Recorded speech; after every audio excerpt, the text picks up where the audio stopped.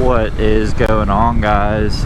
It is a fine, super fine day here in Southwest PA, and today I'm going to make another attempt to make this video. It's been raining and I haven't been able to, and then I tried to do it one day and it just wasn't flowing right. And I think this is a pretty important topic, or can be an important topic to certain people who are looking to getting into touring. Now, let me just give you a quick background if you don't follow the channel and you're not entirely sure because you found this video for other reasons or whatever. I am a new rider. This is my first season. I am riding a 2023 Ninja 650. I bought it in February. It is now the end of August and I have 6,300 miles on it. So it's a decent amount of time on the bike. It's over 300 hours or 400 hours, I can't remember. And I have done a couple long runs. I did a run up to Lake Erie, which was about 3.5 hours one way, or 2.5 hours one way. The whole trip back and forth ended up being about 8 hours. Then I did another trip from Pittsburgh to Gettysburg, from Gettysburg to Harrisburg, and then a giant loop around. That trip was scheduled to be about 10 hours, 9.5 hours, and it ended up being 12 hours.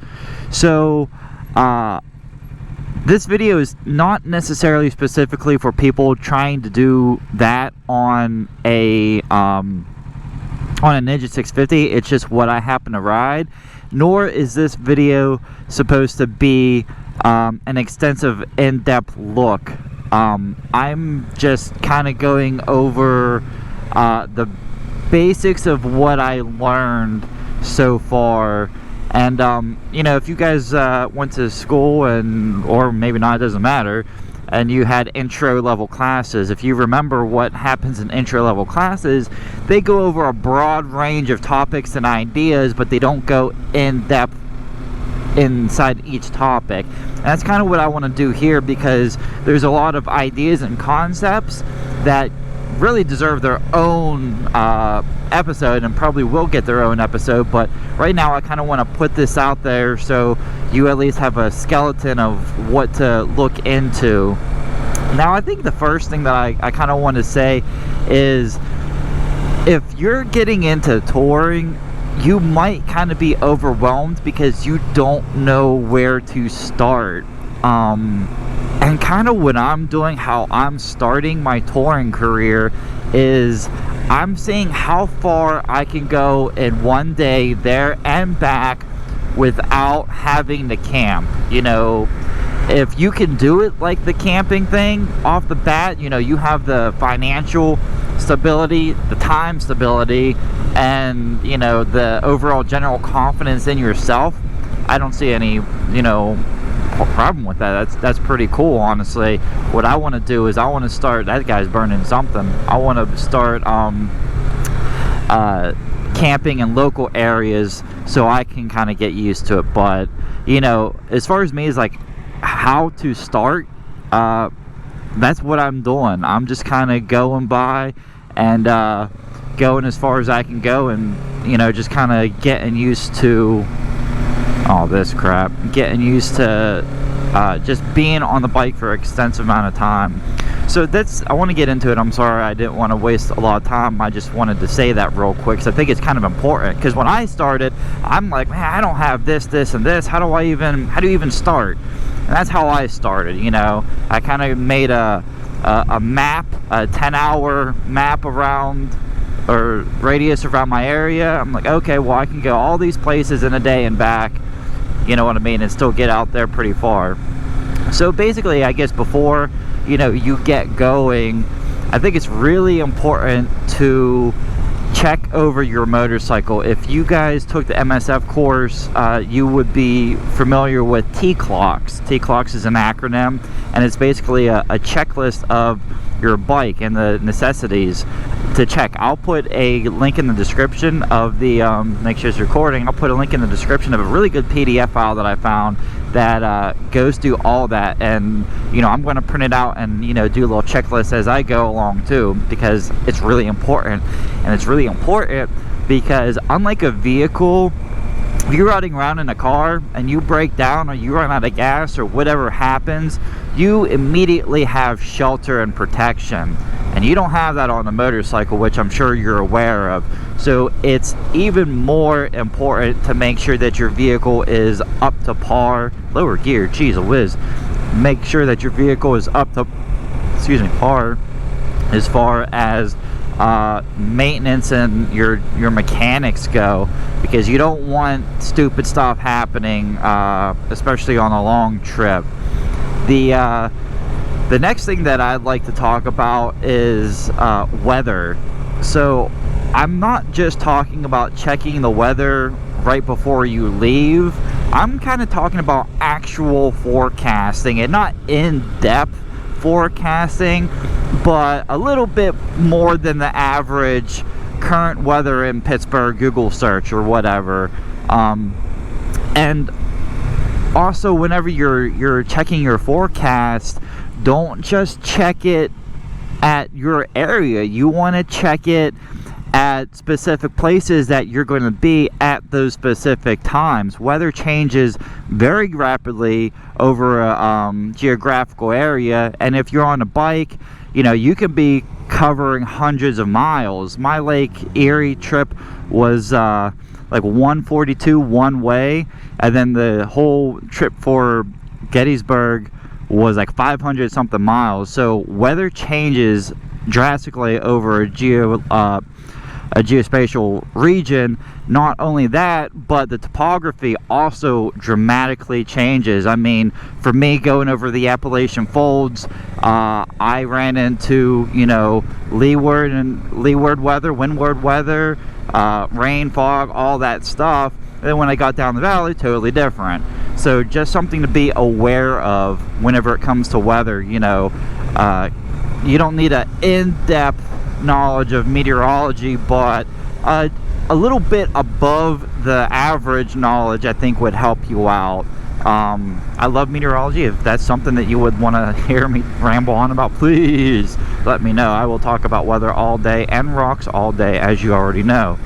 I guess the next thing you might need to know is kind of what to bring, and this goes into a bunch of topics, which is kind of why, please say they're not doing some stupid stuff on these roads. This is nothing but gravel. The whole damn thing is gravel. Son of a... This is going to be fun. Now I almost want to just like not talk and just pay attention to what I'm doing. But it's what to bring, your gear to bring. And this is whenever it gets expensive, because we're not just talking about clothing. We're also talking about emergency stuff. We're also talking about camping stuff. If you're bringing luggage, your bike might need luggage racks before you get the luggage bags for them, and then you got to pack and distribute the weight evenly. That's why it can get expensive really quick, and that's how I started, no luggage, just going out as far as I can go, getting used to hours on the bike until I can slowly build that kind of stuff up. But some of the more important things I want to talk about bringing, besides like clothes for specific terrain and always have rain gear with you, is I want to talk about emergency maintenance on your bike. And there's like several key points of your motorcycle that you want to make sure you have covered. 1, something to cover a dead battery. 2, something to fix and repair and inflate a flat tire. 3, fuses. 4, something with a chain. So I'll link this in the description. I bought a really nice jump pack / air compressor, portable, rechargeable, from Amazon. That covers the battery issue. That also covers the tire repair issue, or at least the inflation part. You can buy a nice tire plug kit real cheap on Amazon. Snag that too. Fuses are important on motorcycles. Motorcycles nowadays are pretty high tech. We have a beautiful TFT display screen on the Ninja 650, and fuses are important. They're cheap and they're just something that can go wrong, and just having that with you is super duper important in my personal opinion. Make sure it's recording. The other thing is something with your chain. Look at the gravel. Is the chain. Now that's something to loosen that rear nut, you know, that rear axle bolt. Look at all the gravel. This is not fun. This is not fun. Something to loosen, no, not that gear, this gear. Something to loosen that loose nut, and something to change the or to actually tighten the chain. I'm really happy the guy behind me is giving me enough room, because I think he's seen me fishtail over there, so I really appreciate that. And something to obviously mess with your chain tensioning, and there's a bunch of videos on YouTube on how to do it. Just watch a couple, you know, it's pretty easy. Yeah, just make sure you cover all those basics for your motorcycle, because like I said, I mean, once you start really getting out there, if your bike breaks down, it could be an issue, and it can be a very expensive tow job if you need it to go that far. Let's see, the talked about, is also with emergency stuff. I would highly recommend bringing actual physical cash on me. What is up with all this stuff, man? Is bringing actual physical cash on you, because you never know, there could be a situation where you can't use a debit or credit card. If you're somewhere out in the Midwest and it's just, you know, whatever, that situation can happen. So make sure that you bring some cash with you just in case. Next idea that is really important is your stops and gas. So I think stops are really important. I don't do them. If I'm being 100% honest, I kind of run my stuff as like an endurance run. So I like to go as far as I can go, as long as I can go, only stopping when to fuel up. And there's nothing necessarily wrong with that, but it can make your journey a little more strenuous than it needs to be. Just getting off the bike for a couple minutes can make a world of difference. One follower commented on a video I made and said that, and I've noticed that when I stop to get gas, if I would stop and get gas and maybe walk around for a couple seconds, it feels totally different. And the other thing with gas that I want to bring up is to be super aware. Hold on, I just want to see which road doesn't suck ass, this way or this way. This road looks a lot better. Okay. Is being really mindful of your fuel consumption, especially whenever you're doing like highway pulls and stuff like that. I talked about this in my last video, so I'll just go over this super briefly. Obviously, whenever you do pulls on the bike, i.e. pulls laying on the throttle going over 100, it's fun-ish. I don't really think it's all that fun, but a lot of people do, and that uses a lot of fuel. And if you're in the mindset, or if you're in a situation where, you know, you have X amount of fuel, so you need to get to X amount of distance for the next fuel stop, and you're constantly, you know, cranking your bike down, you're going to lose a lot of that fuel, and you might put yourself in a situation that you don't necessarily want to be in. So just being really aware of your fuel consumption and mapping out your fuel stops, I think is really, really important whenever you're starting to do long journeys. You know what I mean? This next idea is something that I have to get better with, because I realize that I'm the kind of person that I don't really care about the destination. It's just the journey getting there. For example, when I went to Lake Erie, I've never been to Lake Erie. I've never been on a beach before except for Lake Erie apparently.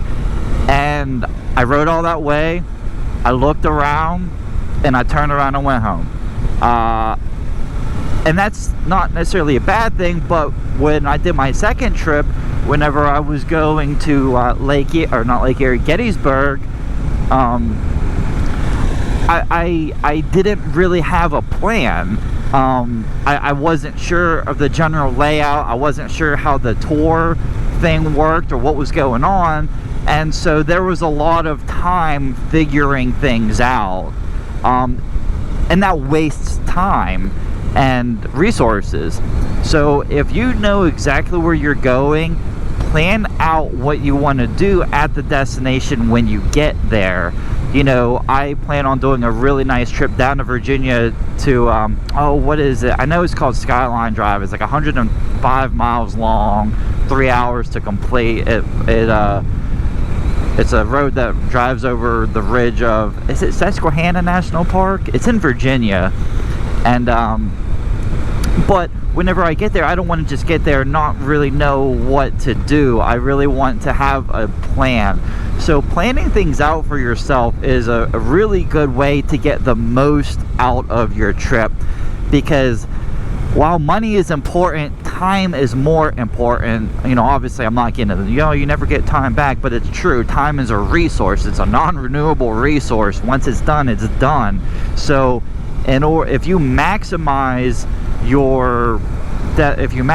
your goals and you plan everything out accordingly, you can just get the most out of it. I could have easily went to Gettysburg and seen everything in one nice swoop, but because I didn't really know what was going on, I was kind of trying to figure things out, and it was hot, so I was getting frustrated because I'm in full gear all the time, which you beautiful people already know this. It's it didn't make for a bad experience. It just made for an unnecessarily hard experience. And it wasn't hard, I guess that wasn't the right word. It just could have been easier. So really plan out, really plan out what you're doing. I think will help you get the most out of your trips for sure.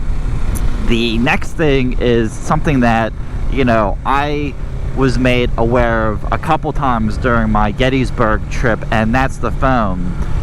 The first thing about a phone, get yourself a quad lock, not this piece of crap here, because your phone will fall off on the interstate, as this video will show. Hey guys, this is just a quick public service announcement. To get yourself a quad lock, your phone's going to drop off in the middle of the fucking interstate. Show. The next thing is phones fail. GPS fails. Whenever I was going to Gettysburg, I seen a park, half an hour off the ways. I'm like, okay, well maybe this is a cool overlook. It was something Gap, and I'm like, okay, Gap Mountains is probably a nice scenic outlook. Half hour into it, there was nothing there, and I wanted to Google the area to see what was going on, and I didn't have service. Understanding that technology will fail you or break is really important to know. And what I'm going to start doing is I'm going to start doing all my trips, slow down for the duckies, I'm going to bring maps, an actual paper map. And I'm doing that for several reasons. One, because maps don't fail you, and two, it'll give me more confidence knowing that I know what I'm doing. You know what I mean? So, there's that idea for you. I mean, and you don't obviously have to. Some bikes, this one has a port to hook some kind of power supply to it. It's aftermarket. You have to get it aftermarket, of course. Oh man, we're getting back on this crap.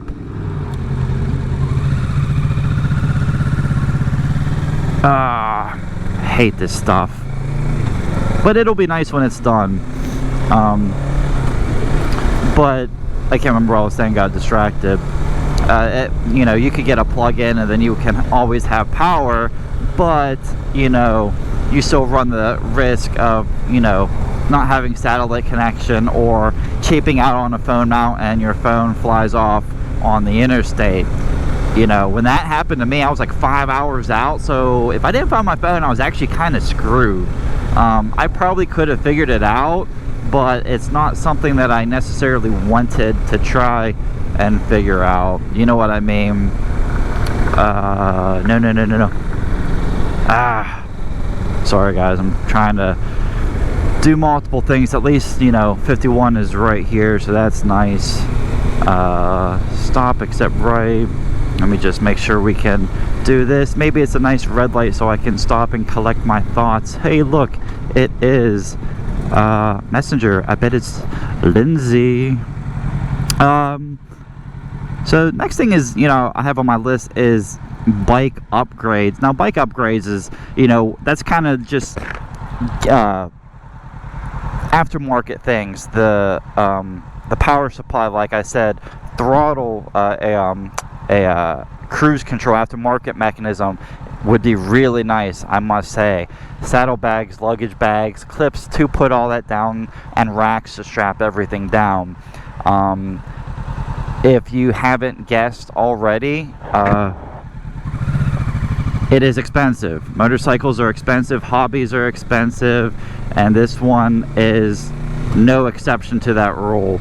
So, you know, do a little bit of research on what you're trying to do, and kind of design your bike and the kind of bike you get accordingly. You know what I mean? This being a sports tour, whenever I go cross country, you know, I'm kind of concerned about, you know, the road conditions and all that in like Utah and the Midwest states, or the Western states rather, because this thing's not very good on dirt, nor do I want to put it on dirt.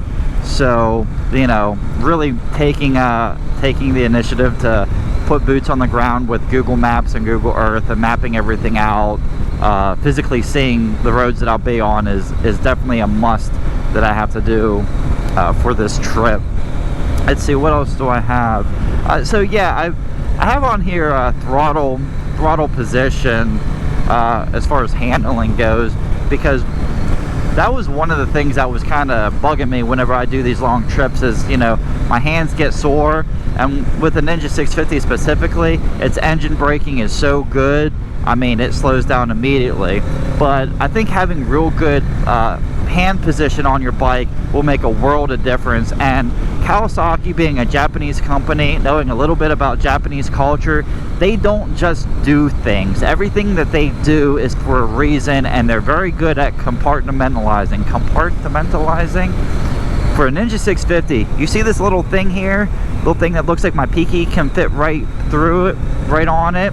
If I put my pinky on here and twist and hold, that's like almost like an automatic cruise control. The other thing with throttle position is you're never doing this, you're doing this. You know, you twist the throttle like a screwdriver. It's a more natural feel. It cuts down on vibrations and general fatigue, and it's a great way to stay in shape. So, you know, do a little bit of research if you're kind of planning on this. It's all trial and error. You know, you're figuring it all out and all that. It's just one of those things to be aware of. The last thing that I think is on the list, I think it's on the list, I can't tell if there's anything, oh no, there's one more thing, is letting people know where you're going. Give your GPS coordinates, give your route, give your timeline, all that to several people. Even maybe post it on Facebook or do something just so people know where you're at. I'm super guilty of not doing that, and it hasn't got me in trouble yet, but it obviously very well could get me in trouble. So let people know where you're at and what you're doing. It could definitely save your life, and you can even go a step further and get a nice GPS, like a tracking unit for your person, so you know they know exactly where you're at just in case of an emergency. The last topic I want to talk about before the video gets too long is time management. If you caught what I said earlier, I said I went to Lake Erie. It was 2.5 hours one way, but the total trip took me 8 hours. On the Gettysburg trip, it was a total of 9.5, 10 hours, and it took me 12 hours. Where did that extra time go? Well, being in Pennsylvania, sometimes you get stuck behind a tractor. They're redoing all these roads down here. Whenever I started going to Gettysburg, I was driving through really, really, really bad conditions. So it allows, what I'm getting at is things happen, and it's really important to have good time management skills and be very conservative with your allotted time. If it says it's going to take you 5 hours, plan everything out for 8, just in case. You know, I don't necessarily have a problem with riding at night, but my area there, it's prone to a lot of deer, and you know, deer kind of do deer things, and it's an unnecessary risk I don't necessarily want to put myself through. But if you need to get somewhere to set up camp before dark, excuse me, then definitely be cognizant of your time. Give yourself a couple hours ahead of schedule just in case something happens, because something will always happen. I don't know why some of these trips took me a little bit longer. Well, I guess I just said, but not the Lake Erie one. That one was because I got stuck in traffic coming back into the city. That's what happened. And yeah, just be real conservative with your time, guys. You know, like I said, if it's 5 hours, plan for 8 hours, and then that's like it's like a savings time in a savings account. You know, yeah, maybe you get there and you got there 20 minutes ahead of schedule on top of your allotted 3 hours, so now you have 3.5 hours to do whatever, and that can just it just makes for a more relaxed trip, I think. And a safety thing, obviously safety thing is the #1 issue, but it also gives you a little bit more time, like, okay, yeah, we're just kind of chilling, you know, everything's all good, and it'll make you more level-headed, not like as high-strung, because I'll admit, you know, riding long distances is kind of nerve-wracking for me, in the sense that it's never going somewhere. Like, this never really sets in until I'm at the destination. Then I kind of almost want to just turn around and start heading back. And I think camping will definitely take that out. You know, I just gotta break the ice and start camping and get into that groove, and I think everything else will fall into place.